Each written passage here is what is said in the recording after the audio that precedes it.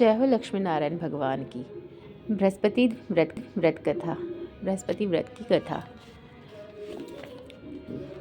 बृहस्पति देव की कहानी। प्राचीन काल में एक ब्राह्मण था। वह बहुत ही निर्धन था। उसके कोई भी संतान नहीं थी। उसकी स्त्री बहुत मलिनता के साथ रहती थी। वह ना स्नान करती थी, ना ही किसी देवता का पूजन आदि करती थी, और प्रातःकाल उठते ही सर्वप्रथम भोजन करती थी, बाद में कोई अन्य कार्य किया करती थी। इससे ब्राह्मण व देवता बहुत दुखी थे। बेचारे बहुत कुछ कहते थे, किंतु उसका कोई परिणाम ना निकल रहा था। भगवान की कृपा से ब्राह्मण की स्त्री के घर कन्या रूपी रत्न पैदा हुआ। वह कन्या अपने पिता के घर में बड़ी होने लगी। वह बालिका प्रातः स्नान करके भगवान विष्णु का जाप करती थी, बृहस्पतिवार का व्रत करती थी, अपने पूजा पाठ को समाप्त करके स्कूल जाती तो मुट्ठी में जौ भर करके ले जाती और पाठशाला जाने के मार्ग में डाल देती थी। वह जो स्वर्ण के हो जाते तो लौटते समय उनको बीन करके ले आती थी। एक दिन वह बालिका सूप यानी कि छज में उस सोने के जौ को फटक कर साफ कर रही थी, तो उसकी माँ ने देख लिया और कहा, हे बेटी, सोने के जौ को फटकने के लिए सोने का सूप भी होना चाहिए।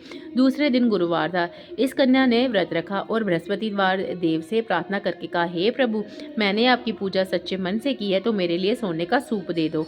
बृहस्पति देव की उसकी प्रार्थना को स्वीकार कर लिया। रोजाना की तरह वह कन्या जौ फैलाती हुई जाने लगी। जब लौटकर जौ बीन रही थी तो बृहस्पति देव की कृपा से सोने का सूप मिला। वह उसे घर ले आई और जौ उससे साफ करने लगी, परंतु उसकी माँ ने का वही ढंग रहा। एक दिन की बात है, वह कन्या सोने के सूप में जौ साफ कर रही थी। उस समय उस शहर का राजपुत्र वहां होकर के निकला। उस कन्या के रूप और कार्य को देख करके वह मोहित हो गया तथा घर आकर के अपना भोजन और जल त्याग करके उदास होकर के लेट गया। राजा को जब इस बात का पता लगा तो अपने प्रधानमंत्रियों के साथ उसने अपने पुत्र के पास गए और बोले, हे बेटा, तुम्हें किस बात का कष्ट है? किसी ने अपमान किया है अथवा कोई और कारण है? सो कहो, मैं वही कार्य करूंगा जिससे तुम्हें प्रसन्नता हो। अपने पुत्र की राजकुमार ने बातें सुनी तो वह बोला, मुझे आपकी कृपा से किसी बात का दुख नहीं है। किसी ने मेरा अपमान नहीं किया, परंतु मैं उस कन्या के साथ विवाह करना चाहता हूँ जो सोने के सूप में जो साफ कर रही थी। ये सुनकर राजा आश्चर्य में पड़ा और बोला, हे बेटा, इस तरह की कन्या का तुम ही पता लगाओ, मैं उसके साथ तुम्हारा विवाह अवश्य ही करवा दूंगा। राजकुमार ने उस लड़की के घर का पता बतलाया। तब मंत्री उस लड़की के घर गए, ब्राह्मण देवता को सभी हाल बतलाया। तो ब्राह्मण देवता राजकुमार के साथ अपनी कन्या का विवाह करने के लिए तैयार हो गए तथा विधि विधान के अनुसार कन्या का विवाह राजकुमार के साथ संपन्न हो गया। कन्या के घर जाते ही पहले की भांति उस ब्राह्मण देवता के घर में गरीबी का निवास हो गया। अब भोजन के लिए भी अन्न बड़ी मुश्किल से मिलता था। एक दिन दुखी होकर ब्राह्मण देवता अपनी पुत्री के पास गए। बेटी ने पिता की दुखी अवस्था को देखा और अपनी माँ की हाल पूछा। तब ब्राह्मण ने सब हाल कहा। कन्या ने बहुत सा धन दे करके अपने पिता को विदा कर दिया। इस तरह ब्राह्मण का कुछ समय सुखपूर्वक व्यतीत हुआ। कुछ दिन बाद फिर वही हाल हो गया।